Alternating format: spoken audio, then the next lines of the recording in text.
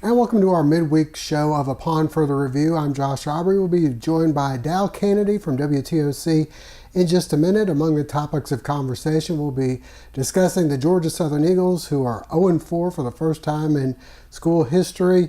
The Eagles looking to rebound. They have their first Saturday game at home at Paulson Stadium, and it's homecoming with a 6 o'clock kickoff against the 2-4 New Mexico State squad, who come into the game averaging over 30 points per game. Could be quite a contest for the Eagles. We also have our area high schools in action. The Southeast Blue Yellow Jackets with a rare Thursday night affair, as they'll be traveling to Savannah to take on the Savannah High Blue Jackets, who defeated them last year. We also have Statesboro High back in region play, as they'll be hosting 1-4 Ware County. The Bullock Academy Gators at home as well. They continue their region play, looking to move to 2-1 in the region on the season as they host Trinity Christian out of Dublin. And the Portal Panthers, the final team in our area, they will be in action on the road. They're 1-5, taking on 5-1 Calvary Day. We'll hear from Dal in just a moment, but before that, we'd like to remind you, for any legal advice you may have in the Statesboro Bullock County area, talk to our friend Lovett Bennett Jr., attorney at Law PC. Lovett's office located in downtown Statesboro. And joining me, WTOC's Dal Cannady. Of course, we all know him from his work on The News, but he also does work on The Sports as well, out there on high school Friday nights, especially around Bullock County area, and also around maybe Metter, ECI, Screven, thereabouts. And then, of course, on Saturdays on the road, a lot of times Dal's following Georgia Southern. And on the Saturdays where they're home, he's usually tailgating and watching the games. And unfortunately, Dal, you haven't seen a win this season. Didn't see a lot last year. And right now, the Eagles are 0-4 with a homecoming matchup coming up Saturday at home, obviously, at Paulson Stadium against New Mexico State, a team that in the past you might think, we'll walk over them. But when you're 0-4, you're not walking over anybody. No, when you think about homecoming opponent, you like somebody who's 2-4 coming in for your homecoming, but not when you're 0-4. And New Mexico State is not anybody to take for granted right now. They're finished about they're completing about 50% of their third downs. They're throwing for about 2,000 yards so far this year. They're averaging about 12 yards per catch, so they're pretty efficient. They're moving the ball really well. It's not something that Georgia Southern is going to be able to sleepwalk through by any means, of course. Well, last week the Eagles on this past Wednesday against Arkansas State showed maybe a few signs of life offensively, but then really took a big step back defensively, particularly the long bombs and the big plays, which has been a troublesome part for Georgia Southern this year, as they've been burned quite a bit. Well, it seems like teams are realizing they can heave that ball up there, and they're either going to get a catch or they're going to get a pass interference penalty. So it just, hey, throw it up there, take your shot, and you're going to move the ball down the field one way or the other. So it's something that the secondary really has to work on is coverage, either changing it up, doing more man-on-man coverage or what, but they've got to do something to take away that threat. There's been stretches all season long where the defense has played well, particularly the first half against Auburn, the second half against New Hampshire. Not so much against Indiana, and really not so much this past week against Arkansas State. Then there's been games where they've done well without many penalties, like the Auburn game. And then there's been some moments where the offense has played pretty well, like this past week. There were some signs of life in the passing game against Indiana, but there hasn't been a game where they've been able to put it all together. Well, you get on a drive where you force an incompletion on first down, you stop a running back for either no gain or maybe a yard less. So you put the team in third and long, they make the completion, and your defense is still out on the field, and the other team is moving the ball down the field. So you've got to put it together for an entire drive. 2 out of 3 plays just doesn't do it. Yeah, and then that's what they're going to need. Maybe it's homecoming. It's a Saturday game. Hopefully it's a 6 o'clock game, and hopefully maybe some crowd will show up. Of course, not a big crowd, but it was a Wednesday game this past week. But this is the first Saturday game Georgia Southern's had all year. You get to homecoming, it's like you haven't been home to go somewhere and come back. Homecoming being the first game is a little bit of an oddity, or at least the first Saturday game, and that's what a lot of people think of traditional game as being on Saturday. That Wednesday game, there's always a little asterisk next to it. So hopefully we do get folks coming into town, folks from, alums from the Atlanta area or Augusta and Macon, and some of those folks that can make it on a weekend. Hopefully we get those folks in. They get loud, and the teams can kind of build off of that, feed off of that excitement a little bit, and put some drives together, put some defensive stands together, put some offensive drives, some first downs, move the football down the field. 0-4 right now on the season, the worst start ever for a Georgia Southern football team. But again, only 0-1 in Sunbelt play. So if they were able to turn it around, there's still a chance to get some wins. There's some tough ones out there. You've still got the Appalachian States and the Troys out there that look like the 2 top teams right now in the league. And you've got Lafayette on the road, but some winnable games in there, and who knows? It's got to start this week, though, doesn't it, Dal? If you're going to do something this season, it's got to start now. If you're gonna build some momentum, and even not just for your record for 2017, but also your recruits. You're going to have recruits here that are visiting for the game. They want to see what's going on. They want to see the crowd. They want to see how you do. So you're auditioning for them as you get ready for December and signing day as well. All right, Dal Cannady joining us, and stay with us. In just a moment, we'll hear from head coach Tyson Summers and some of the players as they get ready for homecoming at home, Paulson Stadium, this Saturday as they'll welcome New Mexico State.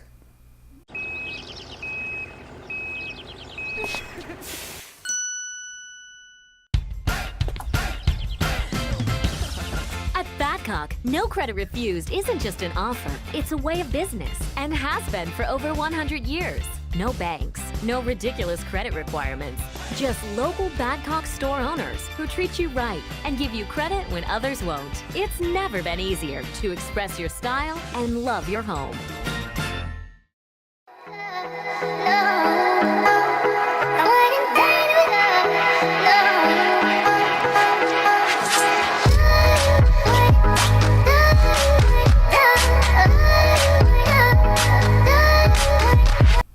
We've heard from me and Dal. Now let's hear from Tyson Summers and some of the Georgia Southern players. Really just the same thing every week. Just keep, applying pressure to them and just really execute. I don't think we played bad last week. We just played bad on a handful of plays that really cost us. So really about executing every play this week. That's what it's really about. Really, we just got to focus when we're tired. I think that's just what's getting us. We play good for 60, 70 plays, but then 10 plays cost us. So we just got to focus and execute in a moment. Feeling we just gotta break through. Just get it rolling, get one win, and then we can get it rolling. But nobody's down. We just keep on pounding, just trying to get a win. I said it when we got done with the game the other night. Tried to really focus on the encouraging things that are positives, and I do think that you continue to see our kids working very hard, continuing to see them play very hard, and again, those are positive things. They come out. Truthfully, as it is, right now, kind of the same things I've said to them. They are very emotional. Obviously, the loss the other night is a very emotional thing. That is a good thing. Because of how much it matters and how much they care.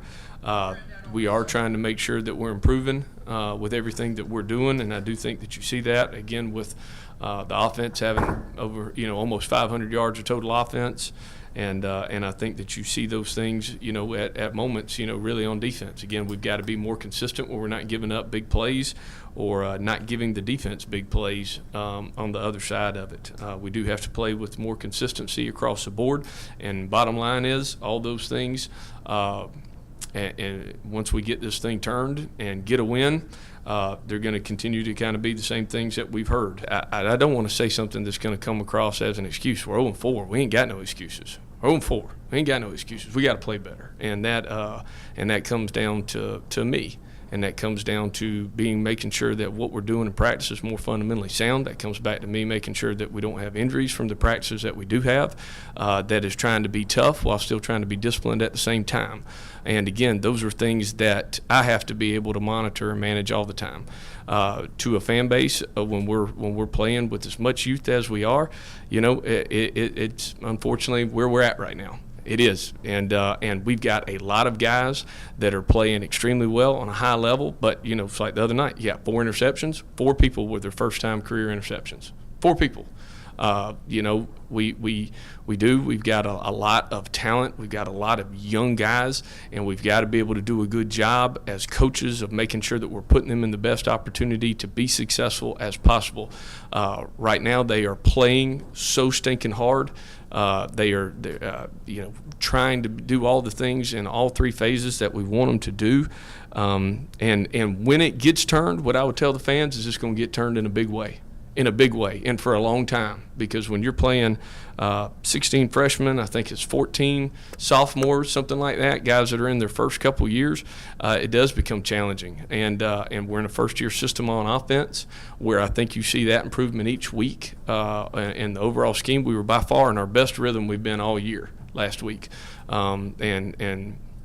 Being able to have some success in both running the ball and throwing the ball, and I think that if we clean up 3 or 4 plays, it's really more like 5 or 6 on each side of the ball. Man, I think that we've got an impressive performance the other night. If I remember correctly, it's our second Saturday home game in 390 days.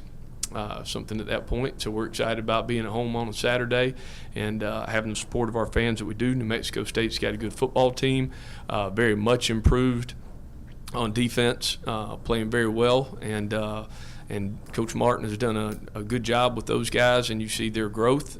He's obviously also the offensive coordinator, and you've got a running back in Larry Rose that I think is as good as anybody will see, and a guy that's been a former conference player of the year, and they've also got a quarterback that is very, very talented and knows what he's doing in their system. Family Internal Medicine Associates of Statesboro, providing primary care for Statesboro area patients since 1998, providing complete physicals, complete sports physicals, Medicare wellness exams, full diabetes treatment, and education from lifestyle changes to oral medications to insulin pump therapy. In-house dermatology, in-house circulation tests and ultrasounds, in-house lab. And introducing our new nurse practitioner, Melissa Beasley, as we now accommodate same-day or next-day appointments to serve your needs. Family Internal Medicine Associates of Statesboro, where we care. To stay ahead, a parent has to really be on the go and stop for school, stop for sports, stop for an intervention. But you don't have to stop for banking. To stay ahead with mobile online banking, bank ahead with Queensboro National Bank and Trust. See Jeremy Reagan and the staff at Queensboro National Bank and Trust, South Main Street in Statesboro. Joining me once again, it's WTOC's Dal Cannady. Dal will be out and about on Friday night, and I imagine, Dal, if you're going to be here in the Bullock County area, you may be making that run from Bullock Academy to Statesboro High School. Let's begin with the Blue Devils roller coaster ride this past week at New Hampstead, which was the region opener. They fell down 27-7 at the half, come back and score 28 unanswered points, but were unable to hang on. They lost with 10 seconds left in the game. New Hampstead scores, and it's another fourth quarter lead that the Blue Devils end up losing the game to. This week they're going to be at home against Ware County, 1-4 on the year, but they've played the likes of Lowndes, Coffee County, a lot of those big 6A and 7A schools down there. They're still Ware County. It doesn't matter if they're 4-1 or 1-4. You know that a Ware County team is coming to play, and you mentioned the level of opponent they have played earlier in this year. It's been a murderer's row, playing some of the toughest schools in the state. So there's a little bit of an asterisk in that record. So they're going to come in. They're always talented. They are always ready. They will always get coached up coming into play, and especially for the region.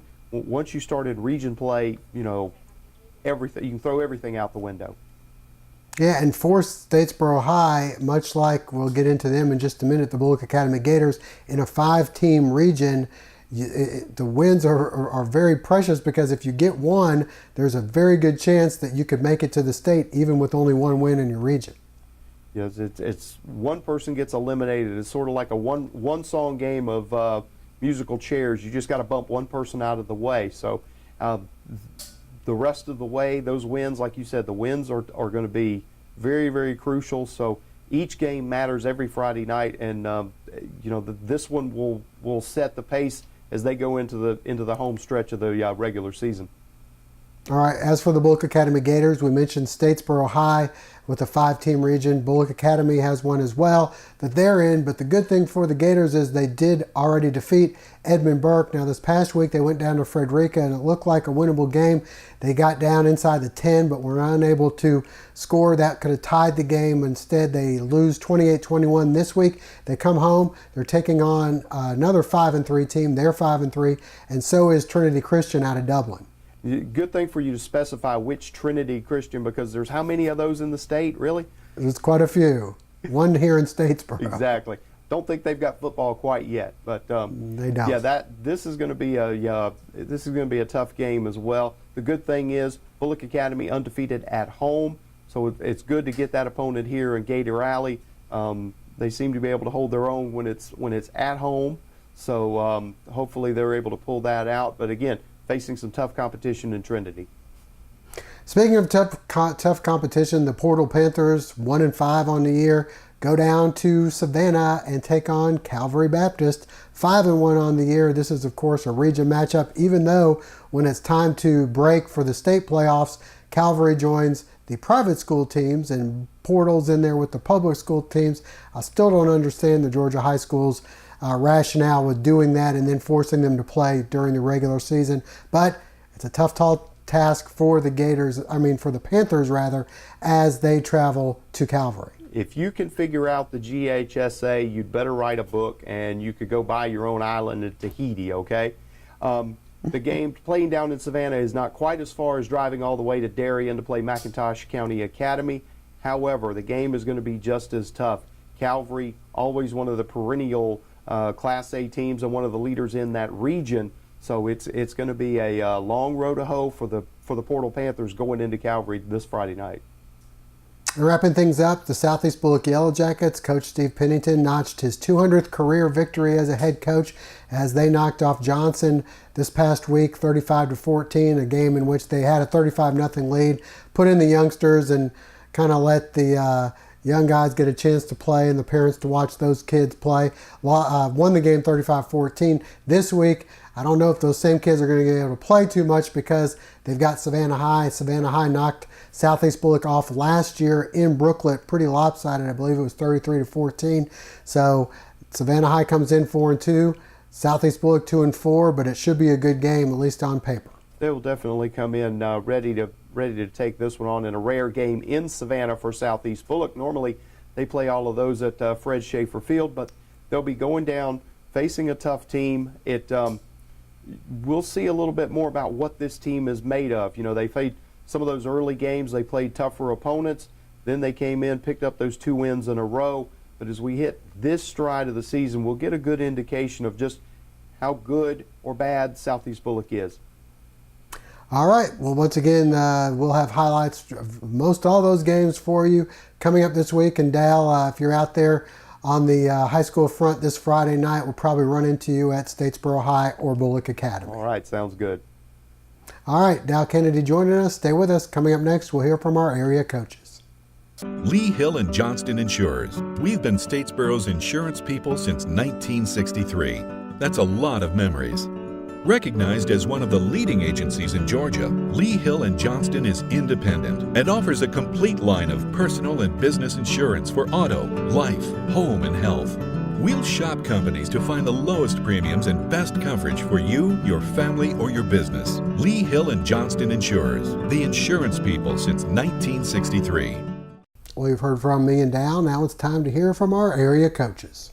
Our biggest problem right now is the number of missed tackles we have defensively. and not taking advantage of every opportunity offensively. Granted, I'm not taking anything away from New Hampstead, the team we played. Got a great football team, very athletic, very fast.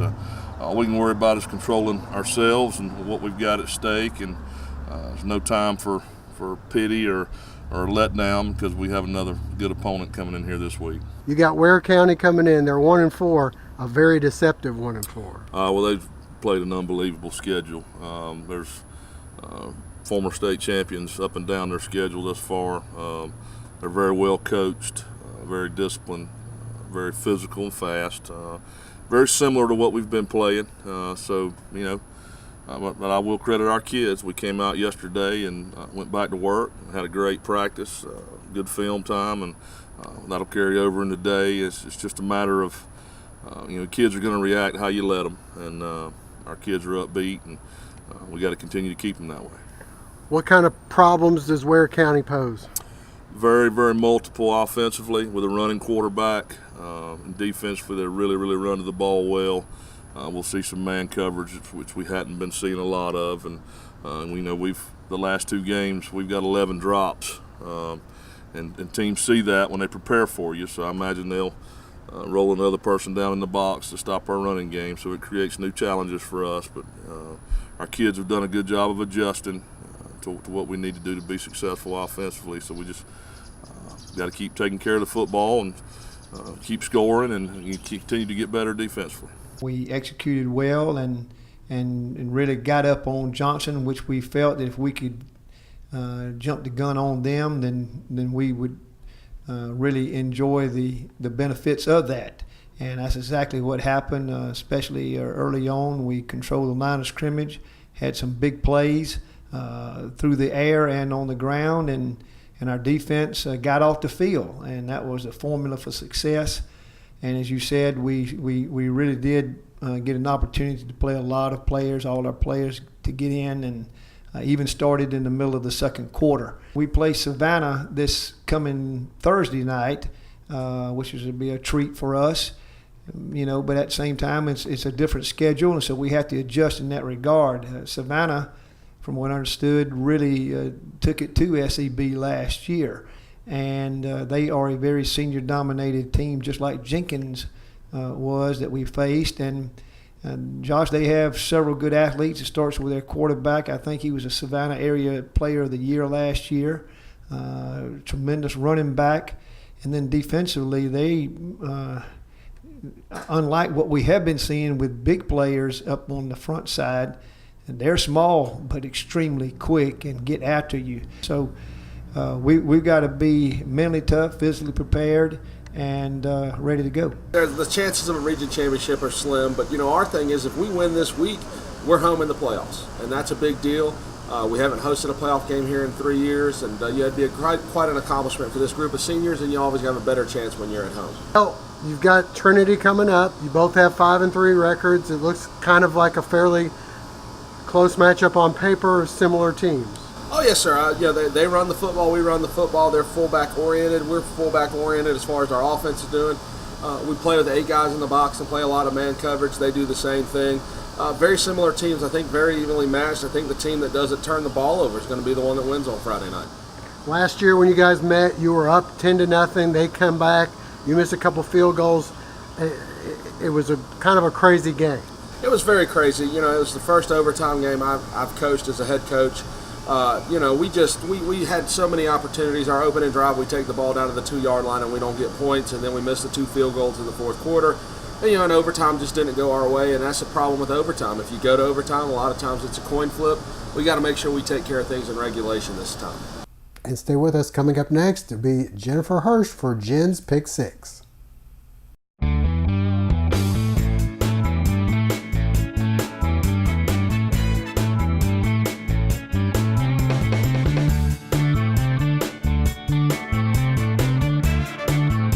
Hey, Miss Thompson, everything's fine. It's going to be no problem. I'll have you done in a few minutes. My name is Paisley Nordhoff, part owner of Complete Car Care, and I want you to come see me.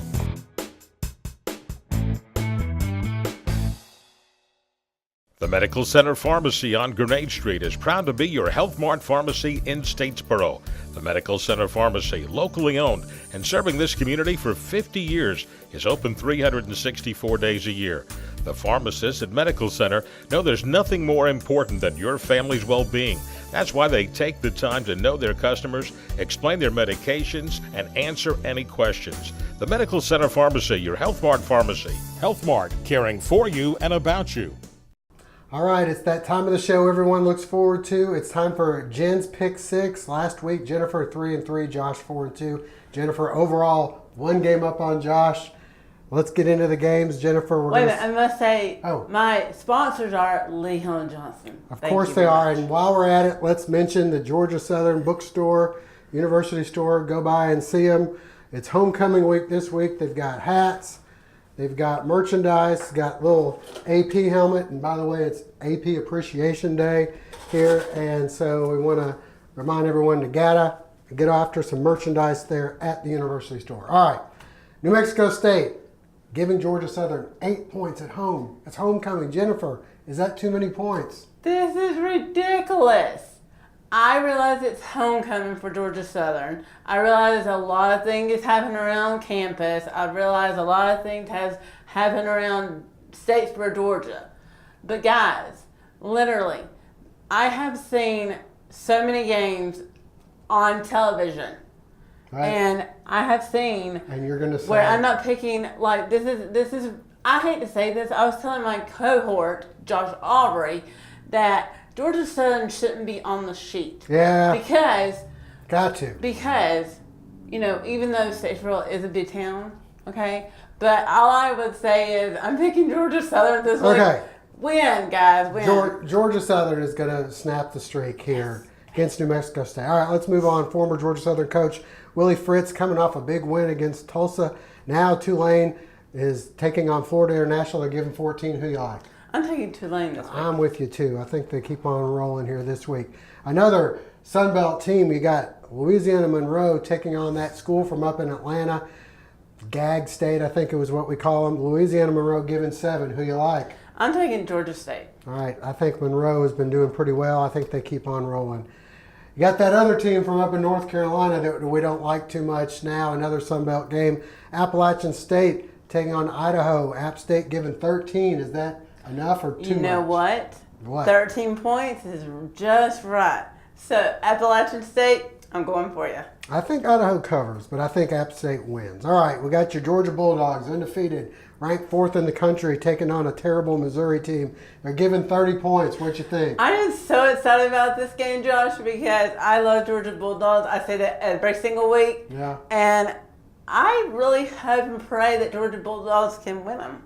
I think that they're going to win. I don't think they cover the 30. I haven't been right in a while, but I think maybe they finally give up a little more and end up not covering. Missouri, I think covers. Miami and Georgia Tech. Miami's given Georgia Tech 7.